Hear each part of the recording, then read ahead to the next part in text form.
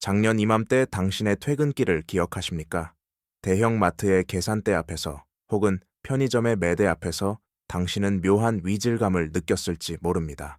분명 예전과 비슷한 금액을 지불했지만 손에 들린 비닐봉투는 어딘가 가볍고 부실합니다. 2025년 11월 기준 대한민국 소비자 물가 상승률은 2.4%를 기록했습니다. 누군가에게는 그저 통계청의 무미건조한 숫자 중 하나겠지만 이 숫자는 지금 이 순간에도 당신의 통장 깊숙한 곳에서 조용히 그리고 아주 정교하게 당신의 노동 가치를 갉아먹고 있습니다. 세상의 이면을 들여다보는 이들은 이미 움직이기 시작했습니다. 작년 한 해 동안 전 세계 중앙은행들이 사들인 금의 양만 1,000톤이 넘습니다.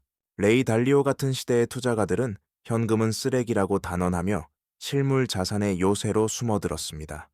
그들은 알고 있습니다. 누군가 가만히 앉아 구매력을 소실당할 때 그 증발한 부가 누군가의 창고로 고스란히 흘러들어가는 이 기이한 메커니즘을 말입니다. 대한민국 경제의 허리를 지탱하는 2,545세대에게 인플레이션은 단순히 라면값이 오르는 문제가 아닙니다.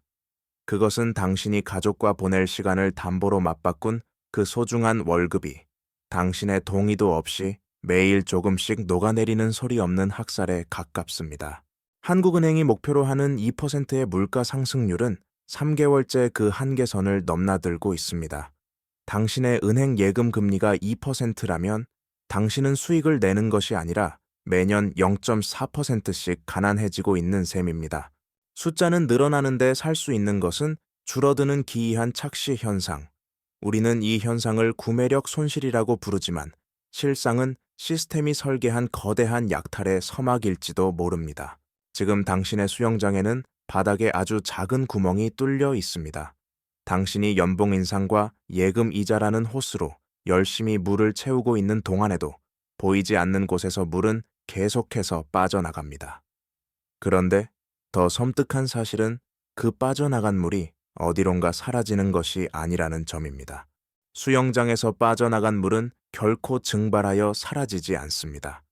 그것은 차갑고 정교하게 설계된 관을 타고 다른 누군가의 수영장으로 소리 없이 흘러 들어갑니다.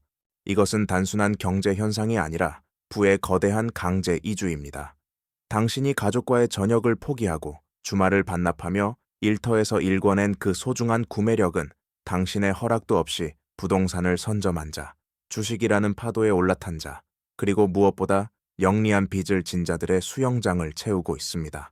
빚을 진 사람이 돈을 번다는 이 명제는 평생을 빚 없이 사는 것이 최고의 미덕이라 배우며 자라온 성실한 이들에게는 일종의 모욕처럼 들릴지도 모릅니다. 하지만 냉혹하게도 시스템은 당신의 도덕관념이나 윤리적 성실함에 아무런 관심이 없습니다. 오직 숫자의 논리와 화폐 가치의 하락이라는 물리 법칙에 의해서만 움직일 뿐입니다. 인플레이션이라는 환경 속에서 갚아야 할 돈의 명목 숫자는 고정되어 있지만 그 돈이 상징하는 실제 가치는 매일 조금씩 가벼워집니다. 반면 그 가벼워진 돈을 빌려 사들인 실물 자산의 가치는 당신의 월급이 오르는 속도보다 훨씬 더 빠르고 위협적으로 팽창합니다. 결국 시간이 흐를수록 채무자의 어깨를 누르던 빚의 무게는 깃털처럼 가벼워지고 그들이 손에 쥔 자산은 당신이 결코 닿을 수 없는 높이까지 솟구칩니다. 이것이 바로 자본주의가 숨기고 있는 가장 잔인한 비밀이자 부의 제1이동 원리입니다. 그렇다면 우리는 왜 이 불공평한 경주에서 매번 출발선에 서기도 전에 패배하는 걸까요? 어쩌면 우리가 철석같이 믿어온 저축이라는 미덕이 사실은 시스템이 당신을 가두기 위해 파놓은 가장 거대한 함정이었을지도 모릅니다. 1990년의 서울을 기억하십니까? 강남의 아파트 한 채가 1억 원 남짓하던 시절 대기업 부장의 연봉은 2천만 원이었습니다. 여기 두 부류의 인간이 있습니다. 한 명은 성실함의 표본이었던 A씨입니다. 그는 빚을 지는 것을 죄악으로 여겼고 은행의 견고한 금고를 믿었습니다. 그는 10년 동안 허리띠를 졸라매며 매달 꼬박꼬박 적금을 부었습니다. 그리고 마침내 2000년 꿈에 그리던 1억 원을 손에 쥡니다. 하지만 그가 마주한 현실은 참혹했습니다. 10년 전 1억이었던 아파트는 이미 3억 원으로 달아나 있었습니다. A씨의 10년은 사라진 것이 아니라 그가 그토록 거부했던 시스템의 속도에 추월당해 버린 것입니다. 반면 같은 시기에 3천만 원의 자산에 7천만 원의 고정금리 대출을 얹어 집을 샀던 B씨의 삶은 전혀 다른 궤적을 그립니다. 2000년이 되었을 때 그의 아파트는 3억 원이 되었고 갚아야 할 빚은 여전히 7천만 원이었습니다. 그 사이 그의 연봉은 5천만 원으로 올랐고 그에게 7천만 원이라는 숫자의 무게는 10년 전과는 비교할 수 없이 가벼워졌습니다. 숫자는 그대로지만 가치가 변한 것입니다. 인플레이션은 이처럼 채권자, 즉 은행에 돈을 맡긴 자의 주머니를 털어 채무자, 즉 자산을 쥔 자의 주머니로 불을 강제 이주시킵니다.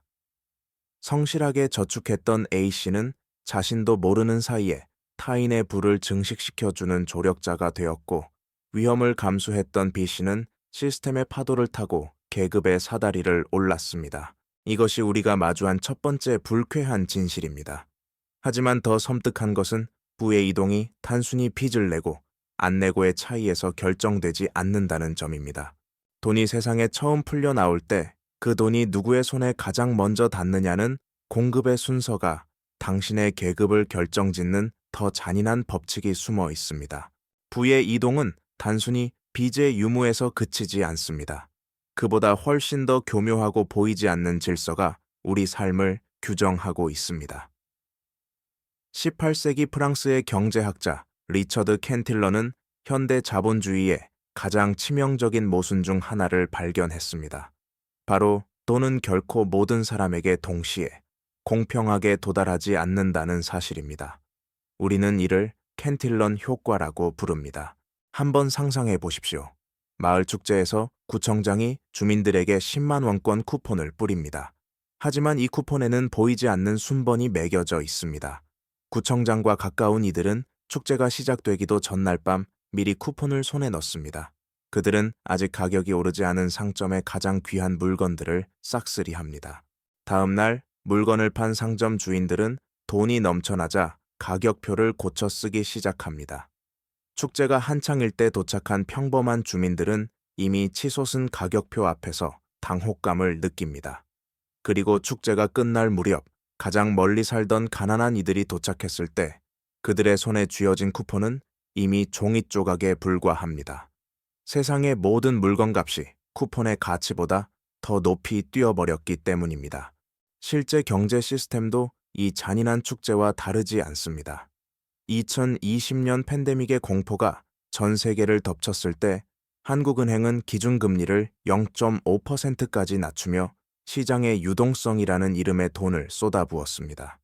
이 거대한 자금의 첫 번째 수혜자는 대형 은행과 삼성, 현대 같은 거대 기업들이었습니다. 그들은 1%대의 초저금리로 수천억 원을 빌려 공포에 질린 이들이 던져버린 주식을 헐값에 사들였습니다. 지수가 1400선까지 추락했던 그 절망의 순간이 누군가에게는 시스템이 제공한 최고의 쇼핑 타임이었던 셈입니다.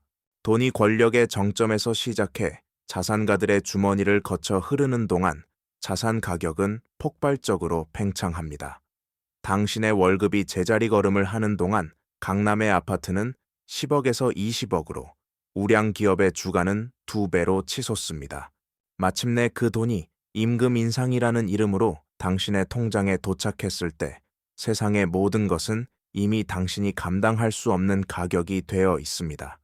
당신은 성실히 일했지만 시스템의 가장 끝단에 서 있었다는 이유만으로 가난해진 것입니다. 이것이 두 번째 부의 이동, 즉 노동자에게서 자산가로의 강제적 이전입니다.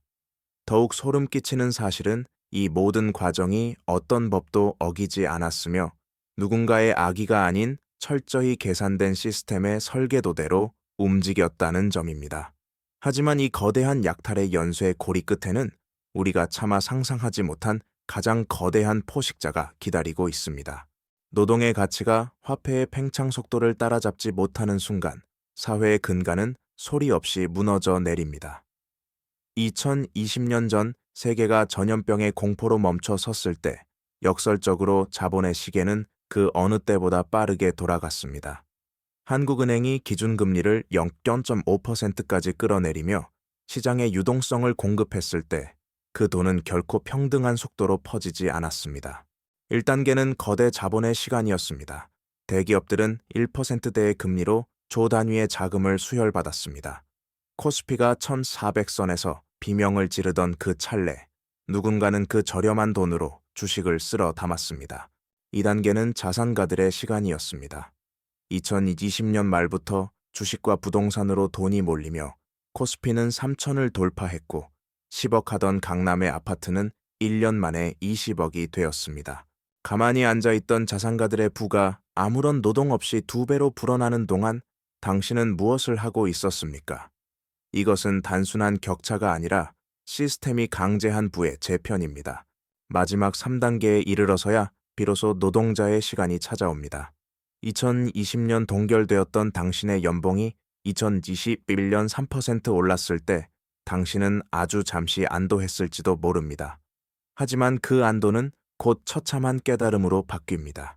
월급이 3% 오르는 동안 집값은 100%가 올랐고 마트의 라면값은 20%가 뛰었습니다.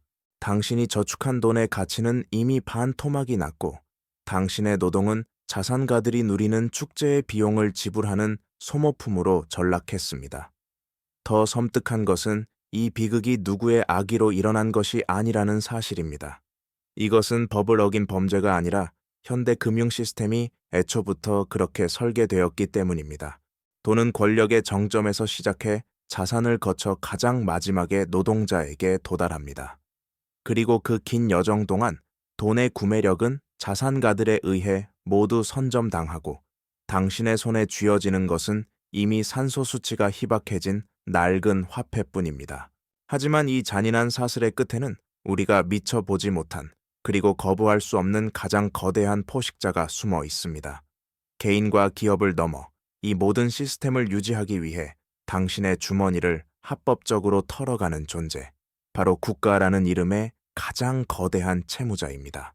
자본주의라는 거대한 피라미드의 꼭대기에는 우리가 흔히 간과하는 가장 거대한 빚쟁이가 숨어 있습니다. 바로 국가입니다. 2026년 현재 대한민국 정부의 국가 채무는 GDP 대비 50%를 훌쩍 넘어섰습니다.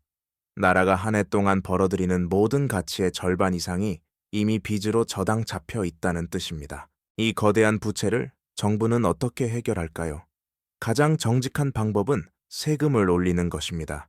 하지만 세금 인상은 정치적 자살 행위와 같습니다. 표를 잃고 싶지 않은 위정자들에게 그것은 선택지에 없습니다.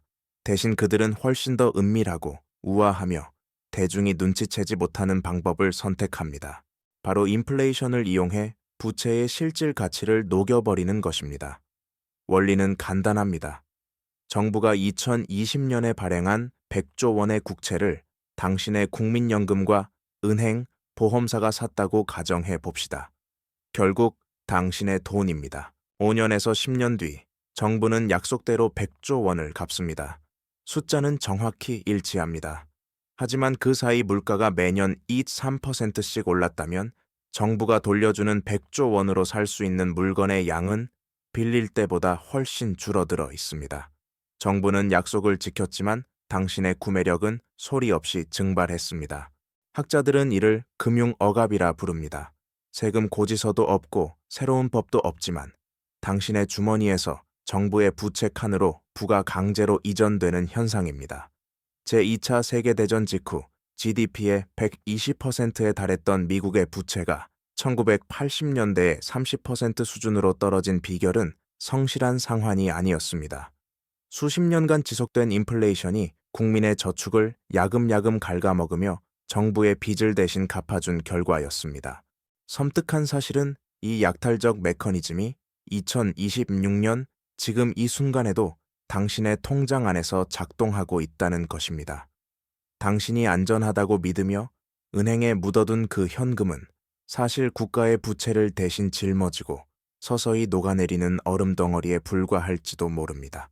그렇다면 역사는 이 잔인한 화폐의 파티 끝에 무엇을 남겼을까요? 화폐의 가치가 종이 조각으로 변해가는 혼돈의 시기마다 역사는 우리에게 생존의 매뉴얼을 반복해서 건네왔습니다. 1970년대 두 차례의 오일 쇼크가 전 세계를 강타했을 때를 복기해 보십시오. 물가는 통제를 벗어나 치솟았고 은행의 금고를 맹신하던 이들은 파산보다 더 비참한 실질적 몰락을 경험했습니다. 그 아비규환 속에서 살아남은 것은 땀방울 섞인 지폐가 아니라 정부가 함부로 찍어낼 수 없는 실물 자산들이었습니다. 당시 금은 연평균 9.2%라는 경이로운 실질 수익률을 기록했고 원자재는 580%가 넘는 폭등을 기록하며 자산가들의 성벽을 지켜냈습니다.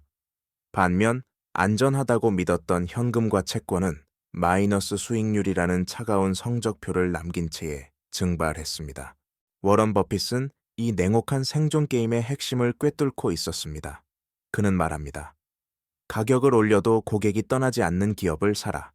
인플레이션이라는 파도가 덮치면 모든 비용이 상승하지만 그 비용을 소비자에게 전가할 수 있는 강력한 독점력을 가진 기업만이 살아남는다는 뜻입니다. 당신이 매일 손에 쥐는 아이폰 혹은 거부할 수 없는 서비스들. 그들이 가격을 올릴 때 당신은 분노하지만 결국 지갑을 엽니다. 그 분노의 크기가 곧 그 기업의 생존력이며 당신의 구매력이 그들에게 이전되는 통로입니다. 레이 달리오는 이를 한 문장으로 압축했습니다. 현금은 쓰레기다. Cash is trash. 그는 어떤 경제적 지진에도 무너지지 않는 요새를 짓기 위해 물가 연동차에 금, 원자재, 그리고 주식을 정교하게 배합했습니다. 하지만 우리는 여기서 멈춰야 합니다. 무작정 빚을 내고 자산을 사들이는 것이 정답일까요? 2026년의 한국은 1970년대와는 다른 훨씬 더 복잡하고 치명적인 덫을 놓아두고 있습니다. 영리한 채무자가 되어야 한다는 달콤한 조언 뒤에는 당신의 삶을 단숨에 무너뜨릴 수 있는 변동성이라는 칼날이 숨겨져 있기 때문입니다. 자산을 지키기 위해 선택한 그 빚이 어쩌면 당신을 파멸로 이끄는 가장 빠른 지름길이 될 수도 있다는 사실을 당신은 감당할 준비가 되었습니까? 세계 최대의 헤지펀드 브릿지워터를 이끌었던 레이 달리오는 무려 1200조 원이라는 국가의 예산을 상회하는 거대 자본을 굴리며 한 가지 결론에 도달했습니다. 그것은 폭풍을 피하려 하지 말고 어떤 기후에서도 무너지지 않는 요새를 지어야 한다는 것이었습니다. 그가 고안한 이른바 사계절 포트폴리오는 지난 40년간 단 4번의 마이너스만을 기록하며 자본의 엔트로피를 이겨냈습니다. 이 설계도의 핵심은 44312 공식이라는 정교한 수치에 숨어 있습니다. 주식 40%, 채권 30%, 금 10%, 그리고 현금 20%. 이것은 단순한 배분이 아니라 경제 시스템이 붕괴와 팽창을 반복할 때 발생하는 충격파를 상쇄하기 위한 수학적 방어선입니다. 많은 한국인이 국민주라는 이름 아래 삼성전자의 모든 것을 걸 때 그 주가가 44%나 폭락하며 개인의 삶을 송두리째 흔들어 놓는 것을 우리는 목격했습니다.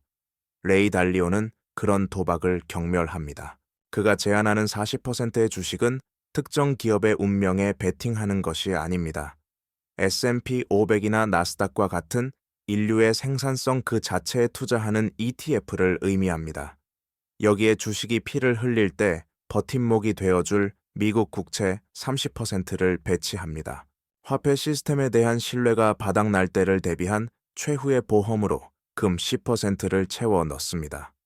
나머지 20%의 현금은 기회가 왔을 때 반가쇠를 당길 사냥꾼의 총알입니다.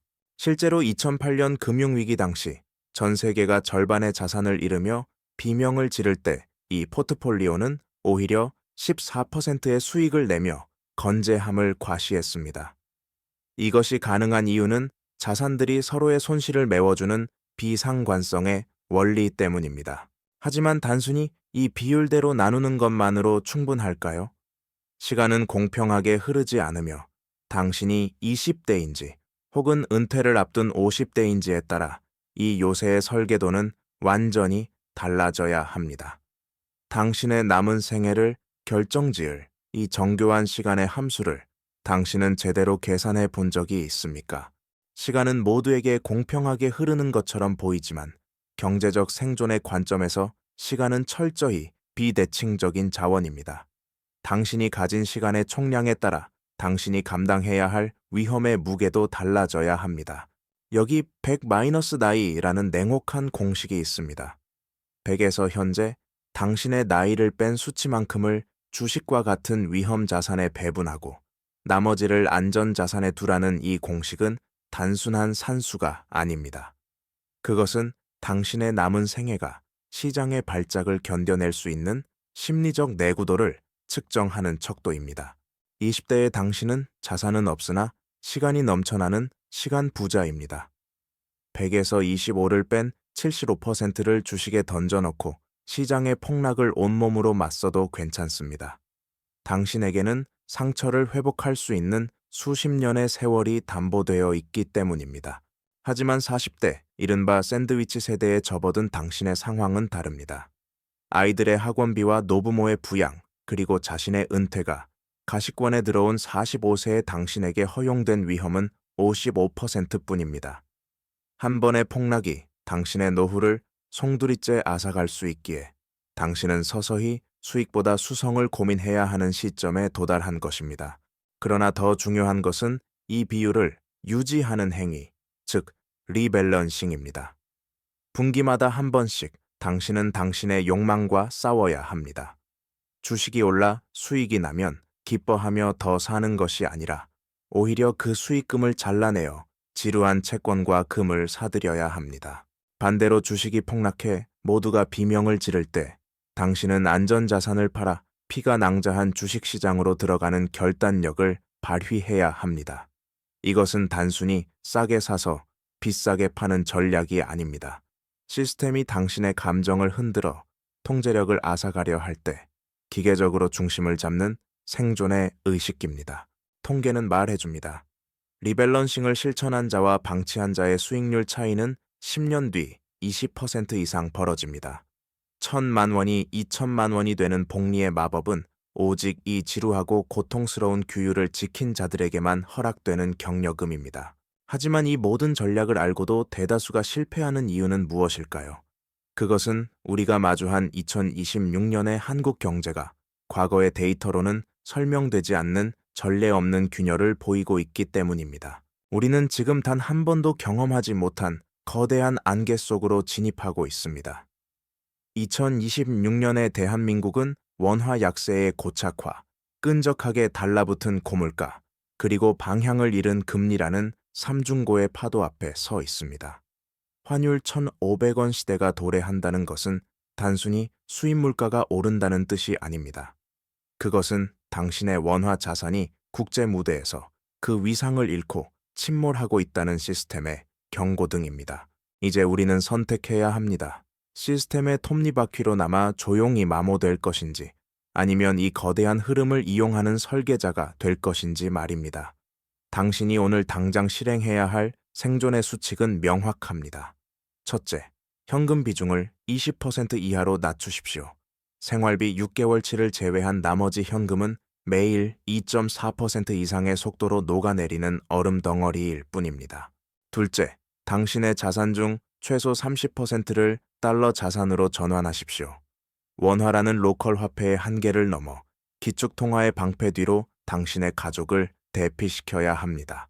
셋째, 정부와 은행의 세금 그물을 피할 수 있는 ISA와 같은 절세 계좌를 풀로 활용하십시오.